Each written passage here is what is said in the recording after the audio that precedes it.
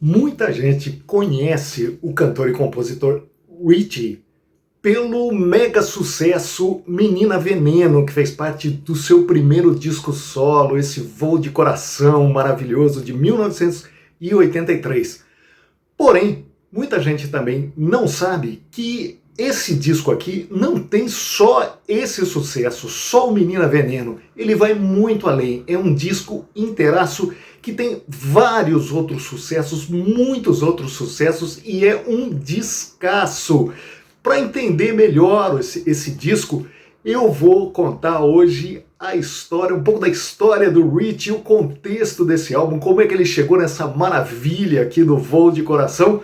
Eu sou o Neto Machado, você está no canal 20 Discos, canal para você curtir histórias do rock nacional e da música pop dos anos 80, tá? Vem comigo para essa história então.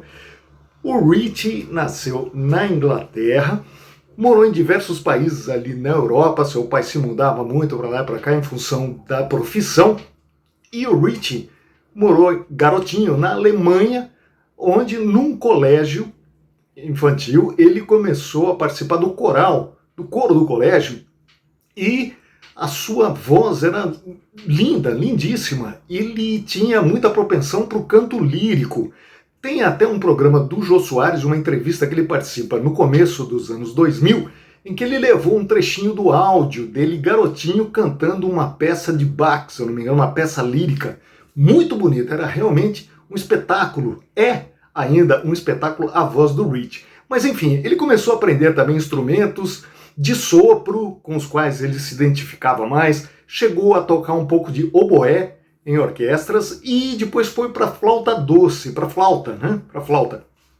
Na flauta, ali pelos seus 20 anos, ele conheceu os Mutantes. A Rita Lee e o Liminha, contrabaixista dos Mutantes, foram para Londres em 1971 para comprar instrumentos musicais e equipamentos de som para a banda deles, para os Mutantes, que já faziam muito sucesso aqui no Brasil. E conheceram o Richie, que já tocava em bandas locais, tocava flauta em bandas locais. E fizeram lá uma amizade e a Rita Lee convidou o Richie para vir para o Brasil, isso de 71 para 72, e o Richie topou. Ele veio para cá para ficar ali uns 3 meses e foi ficando, e tivemos o prazer de ter o Richie aqui, que se tornou um brasileiro, né? Ele se naturalizou também brasileiro. Então, e ele frequentava o Sítio dos Mutantes, a famosa cantareira, o Sítio da Cantareira dos Mutantes, e lá ele presenciou a briga da Rita Lee com os irmãos Batista, o Arnaldo, com quem ela era casada, e o Sérgio Dias Batista, que era o guitarrista, tiveram ali, né, um conflito sério ali um certo dia, num ensaio dos Mutantes. Inclusive, uma das causas que ela alegou, né, até a sua morte, era o machismo e a questão do não ser tão já antiga, não tocar tantos instrumentos quanto os irmãos Batista, que gostavam ali do rock progressivo, que estavam indo para uma coisa mais séria, e ela tinha um lado mais sarrista, mais brasileiro do rock and roll. Ela trouxe, inclusive, dessa visita para Londres, quando eles foram comprar instrumentos e conheceram o Richie, ela trouxe o famoso Mini Moog, que era um teclado, o máximo da tecnologia na época, e ela tentou tocar o Mini Moog ali nos Mutantes, em algumas músicas, e os irmãos já olhavam meio torto para ela. Aí o Mini Moog, idêntico ao teclado que a Rita Lee trouxe da Inglaterra em 71. Enfim, teve essa briga em que a Rita Lee alegou que ela foi expulsa dos Mutantes e os irmãos Batista alegaram que ela é que quis sair, ela que pediu para sair. O Richie não... A gente sente que ele não quer entrar muito nesse meandro, nessa briga, né? Até para não desagradar aí um lado ou o outro. Mas o Richie assistiu, ele estava lá na cantareira, quando teve esse quiprocó. Bom, enfim, os Mutantes já tinham essa influência do rock progressivo, mais sério, né? O Yes, o Genesis, que também era uma referência pro Richie. Ele gostava muito do Jethro Tull, que tinha o Ian Anderson, flautista e vocalista, por isso é que ele acabou indo para flauta também e tocando flauta, né, o Richie. E ele participou de uma banda em 1975, ele entra para a banda Vimana, que tinha ninguém menos do que Lobão na bateria e um tal de Lulu Santos na guitarra. E o Richie foi fazer parte como flautista e também como vocalista. Aqui uma foto dos três bem cabeludos na banda Vimana, da esquerda para a direita o Lobão, depois o Lulu Santos e o Richie, 1975 para 76 essa foto. Eles chegaram a gravar um compacto, né, com 2 músicas de cada lado, uma música de cada lado. O Richie cantava numa das músicas, a outra era instrumental, ele cantava em inglês também, mas era uma música difícil, uma música ainda baseada muito no rock progressivo, do Yes, do Genesis daquela época, e não estourou. Não estourou. O Richie saiu da banda e foi dar aulas de inglês. Deu aulas de inglês para muitos cantores da MPB, né, grandes estrelas da MPB, como Gal Costa, por exemplo. Mas aí ainda produzindo e tentando ali fazer uma carreira dentro do rock, ele acabou ouvindo de um diretor de gravadora que o rock nunca daria certo no Brasil. É lógico que esse diretor ainda estava se referindo àquele rock mais carrancudo, mais pesado que se fazia ali no final dos anos 60, começo dos anos 70, que era o sucesso na Europa, que era o rock progressivo. Esse rock tinha dificuldade de entrar no Brasil, e teve, né, realmente. E o Richie, tanto que o Richie fala hoje em algumas entrevistas aqui no YouTube, inclusive, que a Vimana é a banda mais famosa de rock que ninguém nunca ouviu, porque é uma música realmente difícil. Eu ouvi já o compacto, ouça se você tiver curiosidade. É muito bonito, muito bem produzido, muito bem feito, muito bem tocado, mas de difícil aceitação pelo mercado, principalmente no mercado brasileiro da época, né? E aí o Richie, aí meio isolado, já meio desistindo da carreira musical praticamente, voltou para a Europa, para a Inglaterra, onde ele teve o convite de participar do disco solo de Jim Capaldi, que fez parte da banda Traffic, de rock inglês. Participou então desse disco do Jim Capaldi, mas ele também estava ouvindo coisas que estavam fazendo sucesso, músicas que começavam a estourar na Europa, dos próprias bandas que ele gostava. Yes, Genesis, mas indo para um lado mais pop. O Genesis entrando com o Phil Collins nos vocais, o baterista que abriu o mercado e fez uma música muito mais comercial ali para o Genesis, e o Yes ali entrando naquela onda do Lonely of a Lonely Heart, que é muito bacana, não deixando a concepção do rock progressivo, mas trazendo músicas mais curtas para tocar na rádio, né? Com refrões para todo mundo cantar junto, para ter um público maior. E o Rich, além disso, começou a ouvir também o technopop, as bandas como Depeche Mode e os New Romantics, do New Wave, mais pro lado romântico, como bandas como Duran Duran, né? E aí, então, o rock brasileiro começando ali, incipiente, com os primeiros sucessos da Blitz estourando.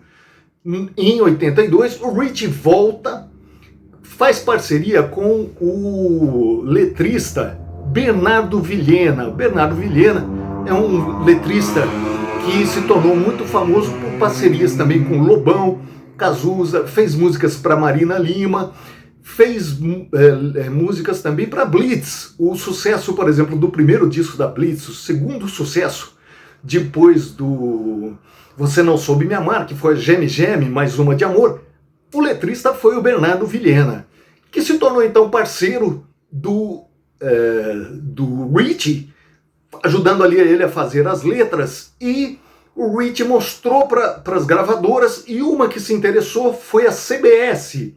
A CBS ouviu 2 músicas do Richie, não tinha ainda ali Menina Veneno, e eles gostaram tanto que eles disponibilizaram um estúdio para o Richie passar. Então as gravações eram caseiras, feitas num estúdio de 8 canais na casa do Richie, e a CBS então disponibilizou um estúdio maior, já com 24 canais, para ele regravar essas músicas, para eles fazerem um teste com um compacto. Só que chegou no dia dele gravar essas músicas, ele tinha feito a Menina Veneno com o Bernardo Vilhena e resolveu gravá-la. Gravou, Esse compacto foi mandado para alguns estados, algumas capitais, onde a CBS fez tipo um estudo piloto para verificar a reação do público. Começou a tocar Menina Veneno nas rádios dessas capitais, principalmente do Nordeste. Chegou a tocar 14 vezes numa só rádio, sem a gravadora forçar nada, sem pagar o jabaculê ali para as rádios, para os radialistas tocarem. Começou a ser um sucesso fenomenal. O compacto vendeu 500 mil cópias. É muita coisa, era muita coisa. E então, no meio do ano, em junho de 83, o Ritchie foi para o estúdio com ninguém menos, né? Ele juntou de novo a banda Vimana, Lobão na bateria, Lulu Santos nas guitarras e o Liminha dos Mutantes, que ele tinha conhecido lá em Londres com a Rita Lee, foi o contrabaixista. E esse disco estourou no Brasil inteiro, não só pela Menina Veneno, que fez ele tocar ali em programas de auditório na televisão, né, como Raul Gil, Chacrinha, mas também outras músicas fantásticas. A vida tem dessas coisas. É só eu falar a primeira frase aqui, eu tenho certeza que quem tiver mais de 40 anos vai se lembrar. A vida tem dessas coisas, olhe só nós dois aqui. Você tá lembrado dessa, né? Depois Voo de Coração, que dá nome ao disco, que tem um dos solos de guitarra mais bonitos já gravados na música pop brasileira, que foi do Steve Hackett, que era músico, que é inglês, era de uma banda de rock progressivo também, não sei se Yes ou Genesis, agora me falha a memória, mas um solo maravilhoso, uma balada lindíssima que tocou muito também na rádio, nas rádios de todo o Brasil. Depois Casanova, né? Vou falar novamente a frase inicial da música, você vai se lembrar. Boa noite, rainha, como vai? Foi a abertura de uma novela da Globo também, essa música. Depois a Menina Veneno, que encerrava o lado A, tá? Todas essas com parceria na letra também do Bernardo Vilhena, né? O Bernardo Vilhena não ajudou o Ritchie só na Menina Veneno, foi praticamente nesse disco todo. Depois também tocou muito na rádio pelo interfone, né? Vou falar novamente a frase aqui para você se lembrar. Chamo por você, ninguém atende. Lembra dessa? Sensacional. Também tocou muito na rádio. Depois ele fez uma versão, uma das poucas músicas que não é dele, que é a Carta, The Letter, de uma banda inglesa. Ele fez uma versão em português de uma banda inglesa antiga, Band Box, se eu não me engano, de 1967. Depois, Parabéns para Você. Não fez tanto sucesso nas rádios, mas quem tinha o disco adorava e tocava muito, como eu, por exemplo, tocava muito em casa, pra galera e nas festinhas. E depois Tudo Que Eu Quero, Tranquilo, que também é uma balada que fecha o LP. O Ritchie, depois desse mega sucesso, começou, como eu falei, a tocar muito nos programas de televisão, a ser chamado para tocar nos programas de auditório como Raul Gil e Chacrinha. Numa dessas idas ao Chacrinha, ele meio que foi convocado ali, olha, a gente vai chamar você eventualmente para fazer playbacks e tal, mas a gente não paga cachê, é mais para divulgação e tudo mais.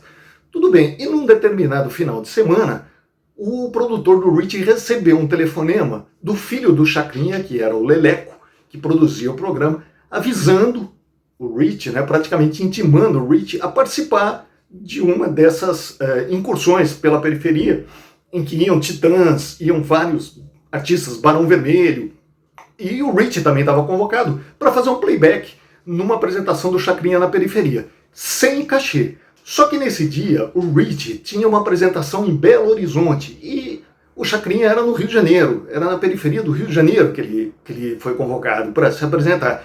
E o Ritchie simplesmente falou, olha, eu não vou deixar o pessoal de Belo Horizonte na mão, senão vou ter que pagar uma multa enorme e tal. E o Leleco, depois disso, colocou o Ritchie no gelo, né? Não foi mais chamado para o Chacrinha, e depois disso, a gravadora também passou a não divulgar mais os discos subsequentes do Ritchie. O segundo disco teve muito pouca divulgação e o Ritchie começou a sentir uma coisa estranha no ar, como se tivesse um boicote. E para ajudar, a CBS, que é a gravadora que ele gravou esse disco aqui, olha, deixa eu mostrar para vocês a contracapa, que ele tá com uma jaqueta à la Michael Jackson do Beat It. Coincidência? Será interessante isso aqui, né? O que você acha? Eu vou mostrar aqui para vocês também o encarte com as letras. É um descasso. Esse aqui é um dos melhores discos de música pop brasileira. Bom, como eu estava falando, né? Além disso, a CBS, que é a gravadora, né? Aqui o selo é o Epic. Olha aqui para vocês verem, o selo é o Epic, mas é a gravadora CBS que está por trás. É a mesma gravadora do Roberto Carlos. Então começou a se criar na época um boato de que o Roberto Carlos estava com ciúmes do Richie. E que ele, entre aspas, foi responsável por boicotar o Richie a partir daí, para o Richie não criar uma sombra dele na gravadora. Ele que é um super mega star, né? O maior vendedor de discos do Brasil. O Richie, em entrevistas, aqui também no YouTube, entrevistas recentes, fala que ele é difícil, ele não acredita no boicote do Roberto Carlos. O Richie diz que chegou a se encontrar pessoalmente com o Roberto em algumas oportunidades, sempre foi tratado com muita polidez e muita amizade por parte do Roberto Carlos. Nunca entrou nesse assunto, obviamente, mas que ele não acredita. Ele acredita mais numa versão de que a gravadora estava com medo de perder o Roberto Carlos em função desse mega sucesso do Richie, e a própria gravadora se encarregou de boicotar os discos do Richie daí para frente. Uma coisa meio insana.